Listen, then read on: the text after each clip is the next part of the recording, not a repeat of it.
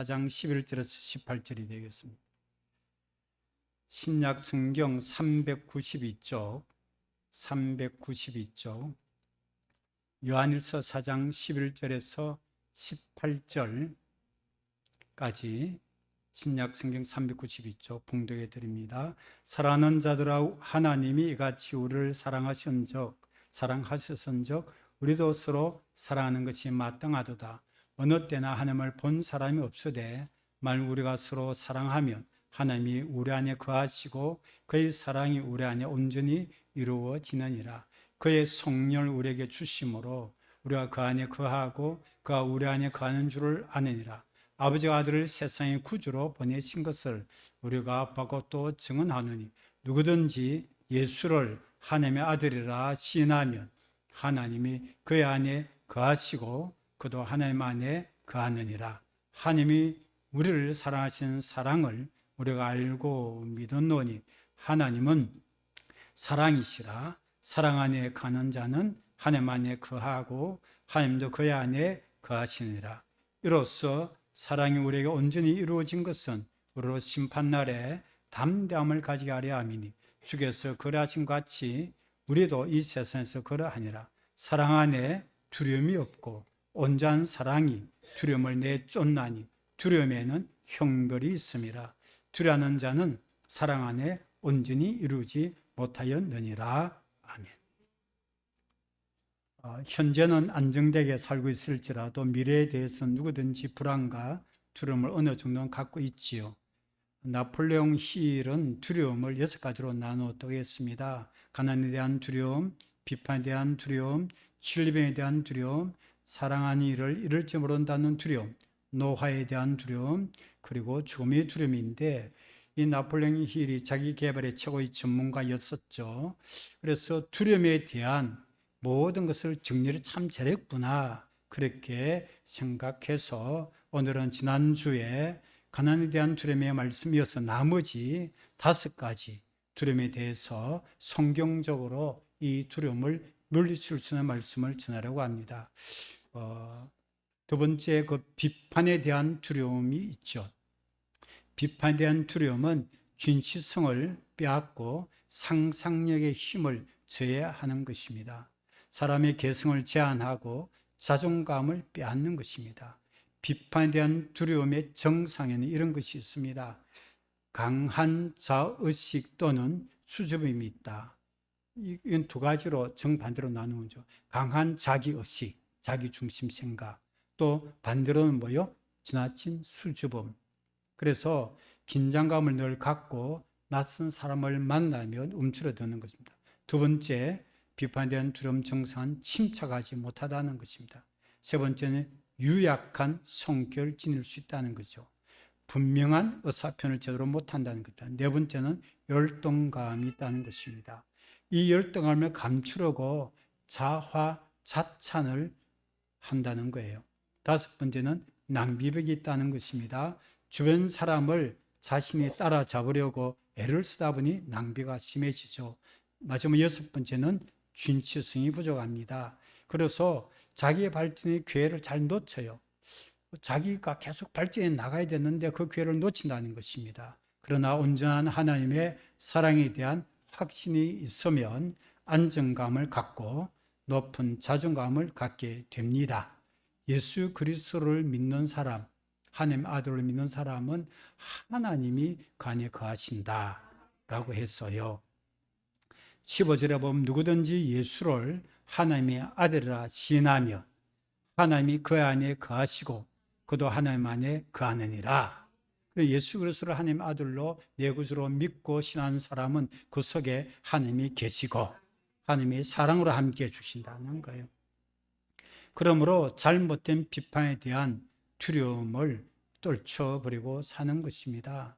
그리고 가능한 대로 다른 사람을 비판하는 것을 자제합니다. 마태복음 7장 1절 2절에 보면 예수님께서 비판을 받지 아니하려거든 비판하지 말라. 너희가 비판한 그 비판으로 너희가 비판을 받을 것이라 그랬어요. 이런 비판을 하는 사람은 자기가 또 비판을 받는다는 거죠. 그런데 이 하나님의 온전한 사랑에 대한 확신이 있으면 비판을 두려워하지 않아요.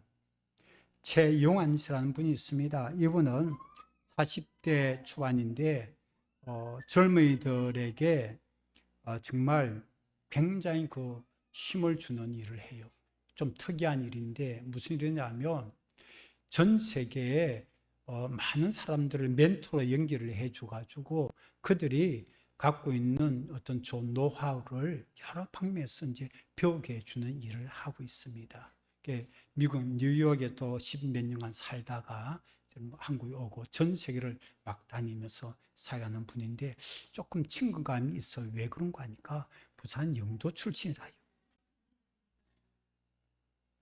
그래서 부산에서 초중고 나오고 또 대학도 조금 친감이 있어요. 한동대를 나왔어요.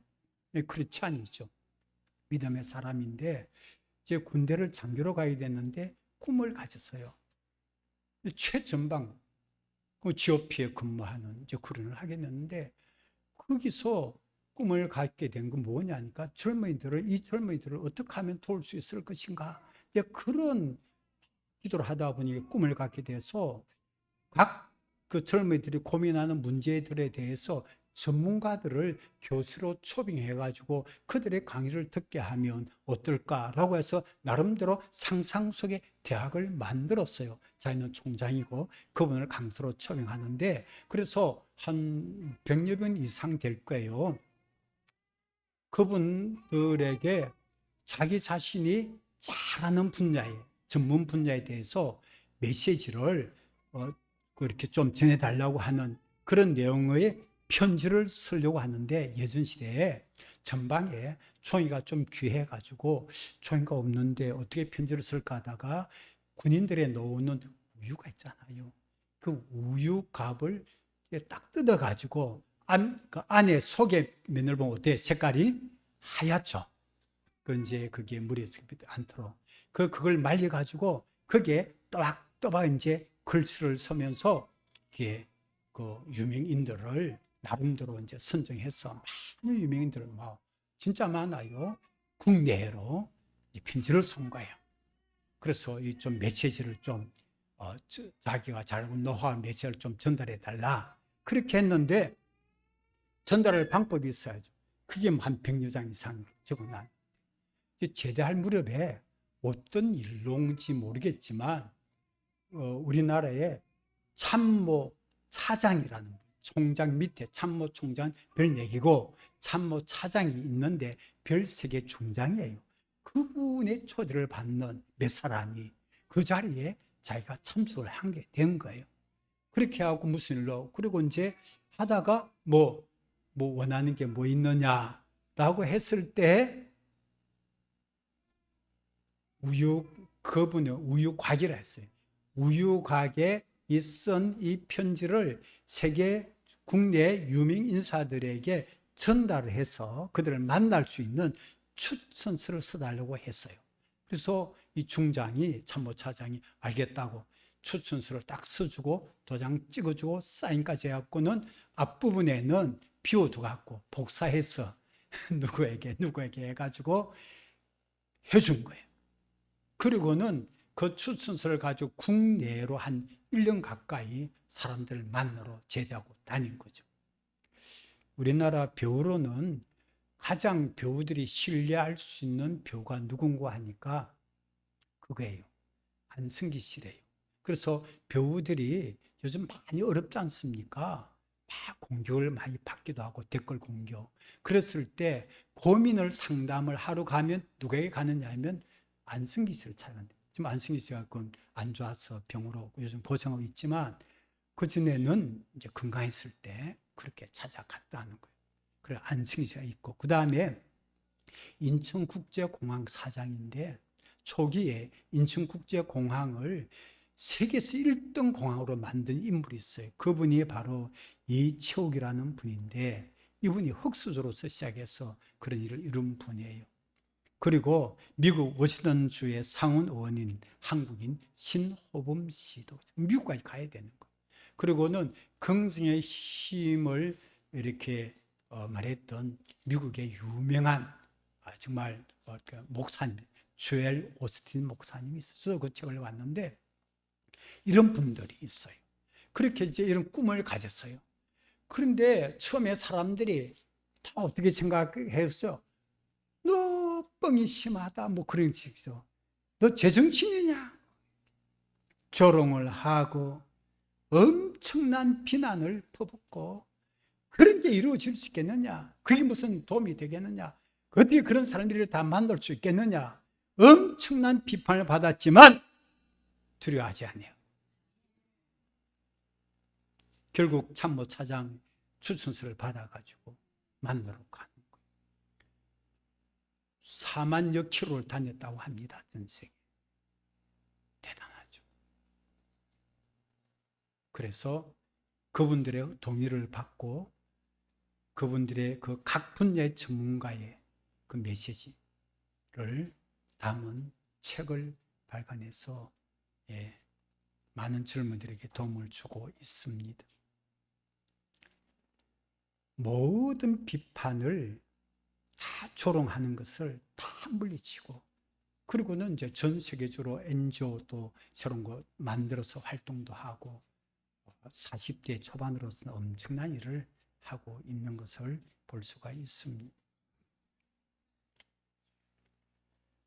세 번째로 질병에 대한 두려움이 있습니다. 질병에 대한 두려움의 정상에는 부정적인 자기 암시가 있고 상상 질병을 예상하고 또 세상에 유행하는 요법이 있으면 다 시도해보고, 두 번째는 이 질병의 두려움의 정상에는 건강염려증이 있다는 거예요. 그래서 끊임없이 병에 대해서 얘기를 계속하고 병에 대해서 집착을 한다는 거예요. 세 번째는 운동 부족까지 온다는 거예요. 두려움은 신체 활동을 방해한다는 겁니다. 네 번째로 질병에 대한 두려움은 면역력을 저하시킨다는 거예요. 질병의 두려움이 면역력을 떨어뜨린다는 것입니다, 여러분. 그리고 늘 걱정한 것은 아프면 진료비 걱정하고 입원비를 걱정하는 것입니다. 다섯 번째는 음식입니다. 질병에 좋다는, 이 질병에 좋은 그런 음식을 구하는데 너무 애를 쓰는 거예요. 여섯 번째, 음주병까지 생길 수 있어요.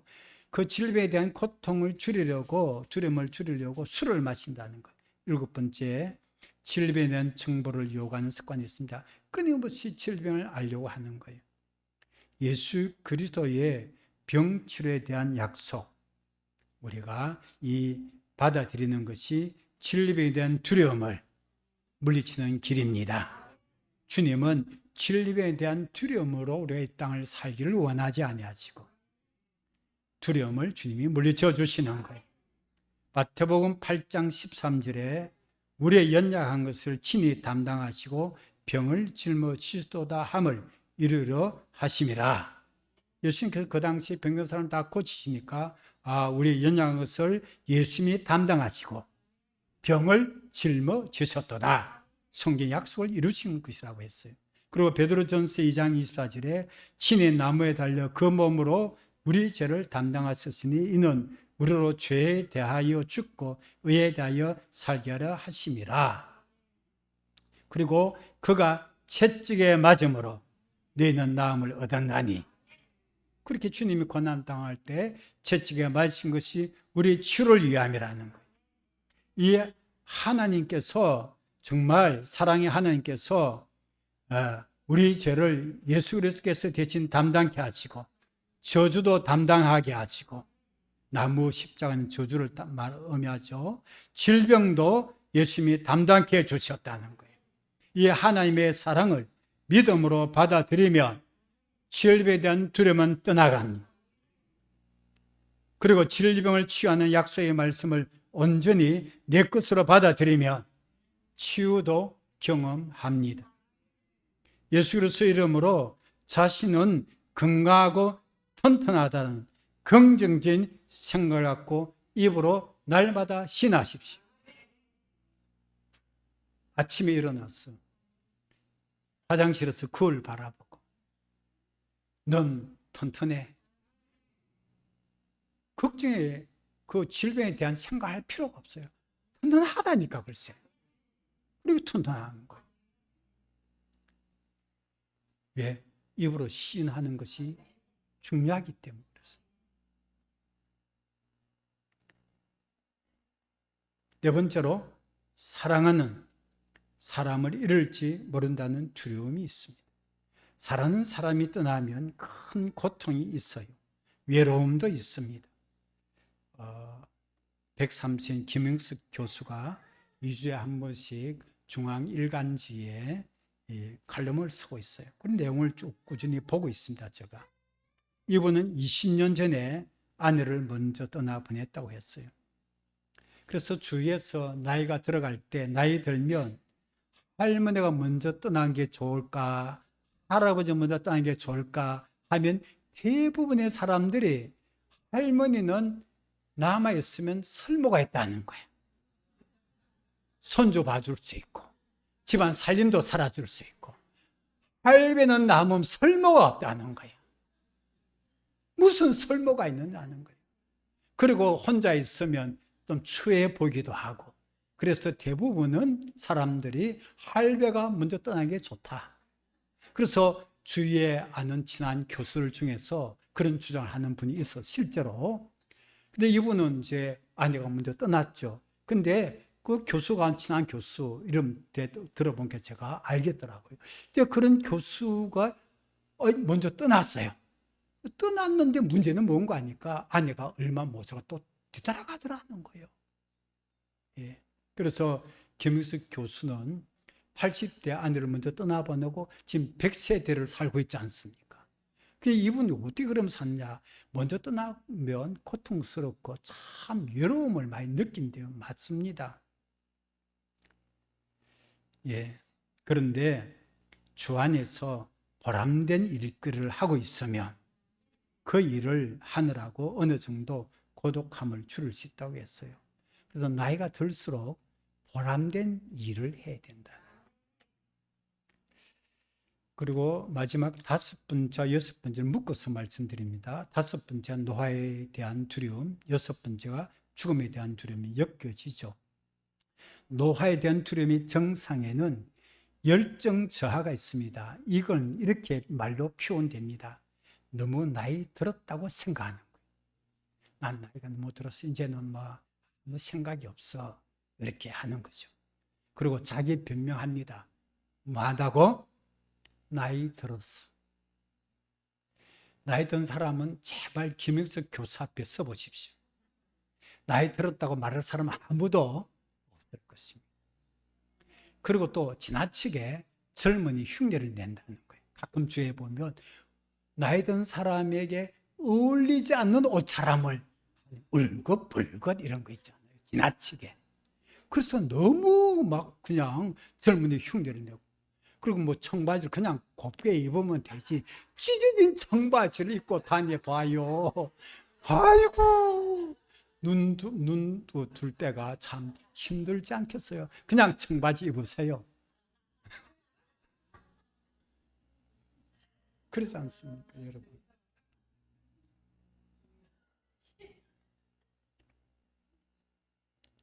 그 다음에 웃으세요. 웃는 것이 치료가 됩니다. 죽음에 대한 두려움의 정상은 죽음에 대한 습관적인 생각을 늘 하는 거예요. 예. 늘 죽는 생각을 늘 하는 거예요. 그리고 세상에 유용한 일을 하겠다는 열망이 전혀 없어요.